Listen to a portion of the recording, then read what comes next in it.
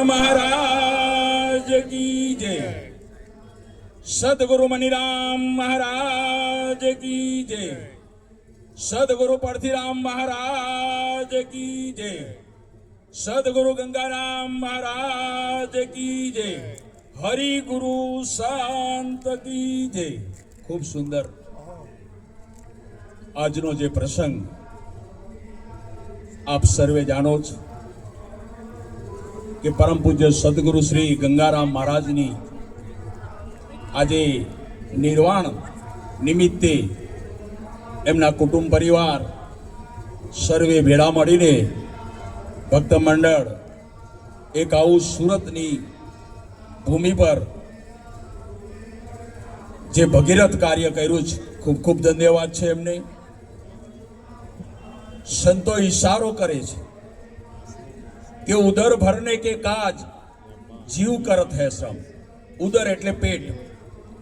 आ पेटना माटे जीव श्रम करे। श्रम एटले मेहनत। उदर भरने के काज जीव करत है श्रम और जीव तारण के काज संत करत है श्रम। जीव तारण के काज संत करत है श्रम, ये परमार्थ है कर्म। गुरु मनीराम प्रतापे शंभु कहे यही है धर्म। कारण के संतनो जे धर्म छे आ जीवने तारवानो। कारण इशारो करे संतो। अर्जुन महाराजे कह્યું છે કે પડવાનો પંડ બંધાયો કાચો, એ મન મૂર્ખ મમતા મેલ સદગુરુ જાચો। अरे जन्म मरण मटी जाय गर्भ नहीं वासो, नहीं जासो सदगुरु ग्यार तो गोथा खासो। इशारो करे संतो। अने जे सदगुरु महाराज ना शरण में गया या भव सागर थी पार थया। कारण के वो सदगुरु महाराज पासे थी जे संतो ने शास्त्रों इशारो करे। अया निरात महाराजे कह્યું कि पूरा गुरु मिली आया मैं तब जानू, पूरा गुरु मिली आया। पूरा गुरु की यही निशानी के अपना ही आप लिखाया। जेने पोते पोताने जानी लीधो छे एने सर्व जाण्यु। जेने पोते पोताने जानी लीधो जेने सर्वे जाण्यु। इशारो करे संतो क्या अवसर जे मलेलो छे मनुष्य दे ए फरी फरी वार मलवानो नथी। माटे आर्य अवसर में जेने सदगुरु सेव्या आ वस्तु तो देह में बतावी सोहागीलाल। क्या के बोलनारा ने संतो इशारो करे के बोलनारा ने परखो हेजी राम आ कोने बनायो पवन चरखो। कारण के आ चरखो हरको रहेवानो नथी। आजे पांच तत्वों जे दे गंगाराम महाराज नो पांच तत्व में मली गयो। पण एमनु जे नाम छे जे निरांत महाराजे कह્યું કે राम नाम तू राख हृदय में काढ कल्पना काची आद अंत अने मध्य में बोले ए वस्तु छे साची। कारण के आजे ए जेमनो देह जे छे शब्द स्वरूपे गाजी रह्यो छे, शब्द स्वरूपे ए बोली रह्यो छे। एटले आजनो जे प्रसंग खूब सुंदर जे कई आयोजन कर्યું છે અહીંયા કરી એમના કુટુંબ પરિવાર ખૂબ ખૂબ ધન્યવાદ। આપણે પરમ પૂજ્ય સદગુરુ શ્રી પરથીરામ મહારાજને પણ સાંભળવાના માટે આટલું કઈ મારા સદગુરુ મહારાજના ચરણમાં વાણીને સમર્પિત કરી બોલો સદગુરુ મહારાજ। ભીમરાડ મુકામે સંત શિરોમણી એવા પૂજ્ય ગંગારામ બાપુના સ્મરણાંજલિ નિમિત્તે नाम स्मरण अर्थे सुंदर ज्ञान यज्ञ आयोजन कर्યું છે। एमना संत श्री वेंकटेश महाराज तथा संत माता पानुबा तथा समग्र परिवार जनोए मळी भक्त जनोए मळी अने संत महापुरुषों की पधरामणी करी। एम पूज्य परथिरामजी बापू कोटली निवासी मारा उत्तर गुजरात में परथिराम बापू ने ज्ञानदाता तरीके ओळखवामां आवे छे। केम के एमनी जे रीत से एमनी जे पद्धति समजाववानी छे એ અજોડ છે અને અનોખી છે. ગમે તેવાના જીવનમાં ઉતરી જાય અને હૃદય સુધી એ શબ્દ પહોંચે. આપણે રસોઈ બનાવનાર બેન હોય, એક જ ઘઉં હોય અને એની રોટલી બનાવવાની હોય કે શીરો બનાવવાનો હોય, પણ બનાવનાર જુદી હોય તો એમાં સ્વાદમાં અને રીત બંનેમાં ફેર હોય. જેને સારી રીતે બનાવતા આવડતું હોય એ બધાને ફાવે, અને કોઈને બનાવતા આવડતું ના હોય તો એ કોઈને ગમતું હોતું નથી. વસ્તુ એકની એક હોવા છતાં એમ પ્રતિરામ બાપુની પાસે એવી શક્તિ છે, જ્ઞાન શક્તિ.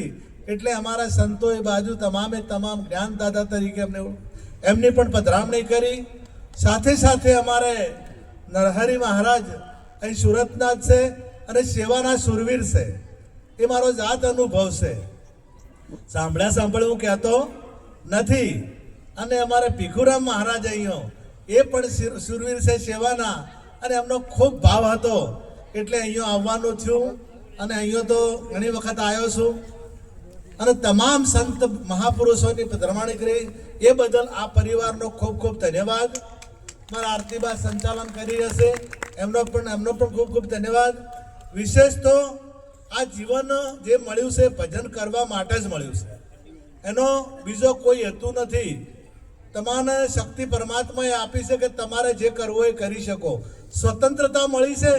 જેમ પહેલા ભારત આઝાદ નહોતો તો એક સમય એવો હતો એના પહેલા કે તમારે દિવાળી ઉજવવી હોય તો ઉજવી શકાતી નથી, તમારે હોળી ઉજવવી હોય તો ઉજવી શકાતી નથી, કારણ કે આપણે સ્વતંત્ર નહોતા. અને સ્વતંત્ર થયા પછી અત્યારે લોકશાહી આવી, તમારે જે કરવું હોય કરી શકો છો. એવી રીતે મનુષ્ય જન્મ એક એવો જન્મ છે કે સ્વતંત્ર છે. એમાં તમારે જે કરવું હોય તમે કરી શકો છો.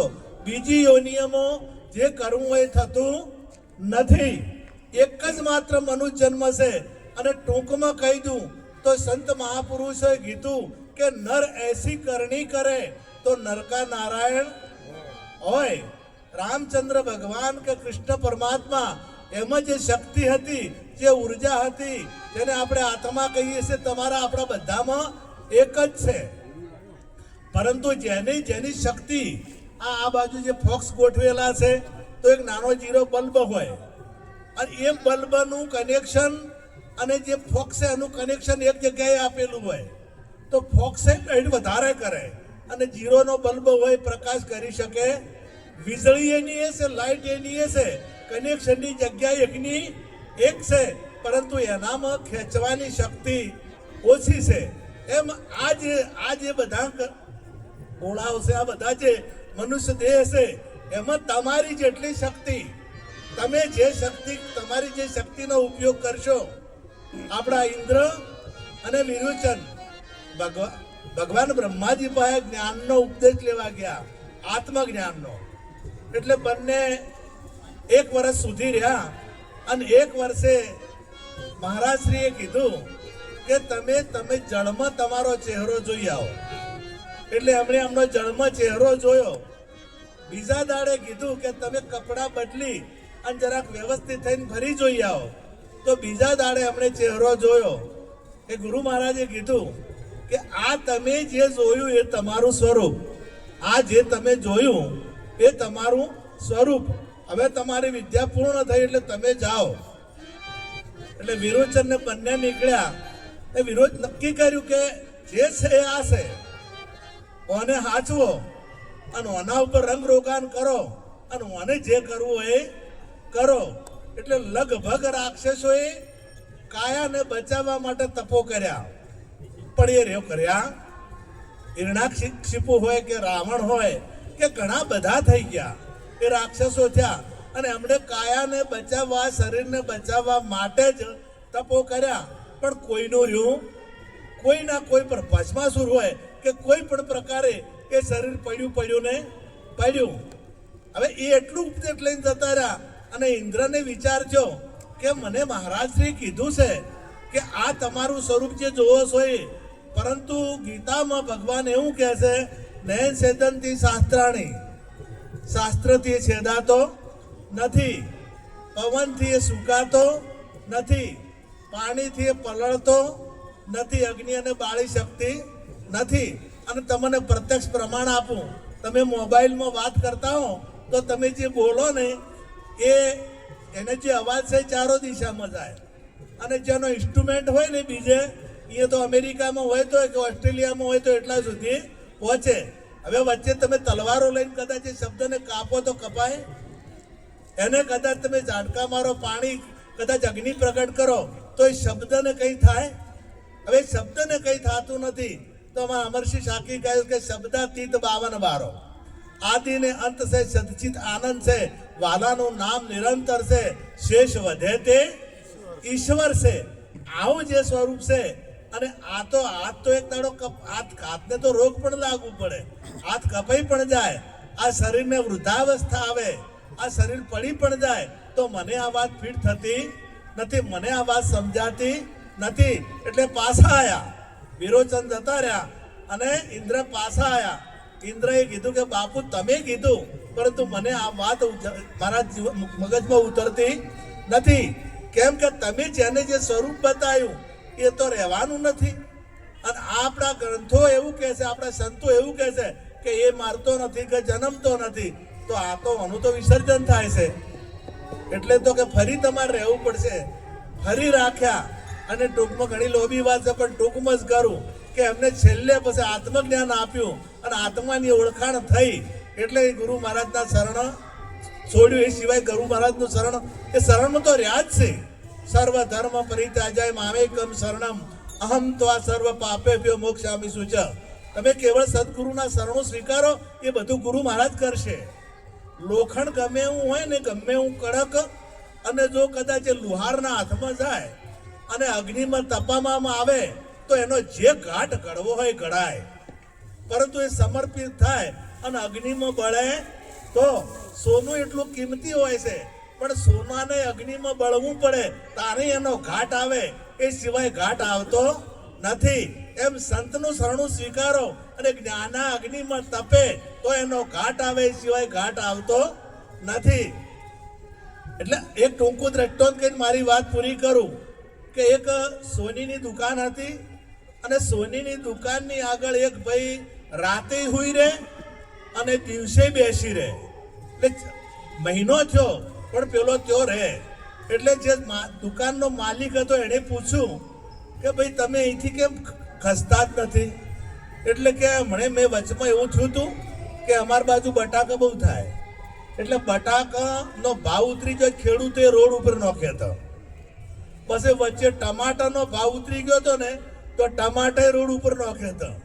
વચ્ચે દૂધનો ભાવ ઉતરી ગયો ને તો દૂધે રોડ ઉપર ઢોળ્યું હતું.